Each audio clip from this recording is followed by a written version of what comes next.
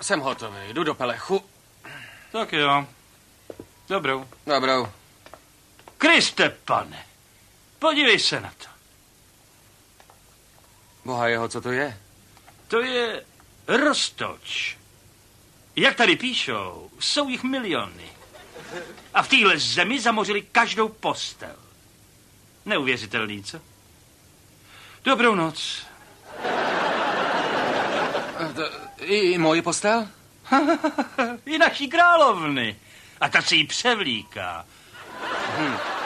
Jo, za potřebu mají odpad z lidských těl, odumřelou kůži, vlasy a takový ty přisklý flíčky. Ukaž mi to. Ty, kolikrát je ten obrázek zvětšený? Zvětšený? Zdá se, že některý jsou takhle velký. A nebo větší. Větší než tenhle? Jo, nejdřív jsou mrňaví, ale jak usneš, tak se přisajou k tvýmu tělu a krmí se tvou krví. Až jsou úplně nacucaný. Pak prostě odpadnou plný krve.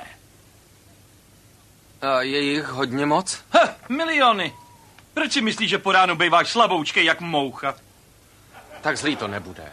Už ses někdy vzbudil s dekou u kotníku. A co? To není proto, že ses odkopal. Ty velký tak pomáhají těm slabším, aby ti navrtali živý maso. Hele, Gerete, vtip je vtip. Pomalu z tebe vysajou všechny životní šťávy.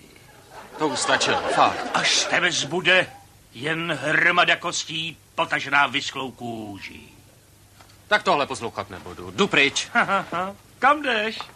Pro deky, spím ve vaně.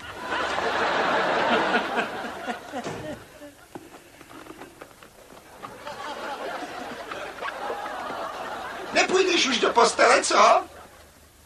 Jo, hned jsem tam, brouku.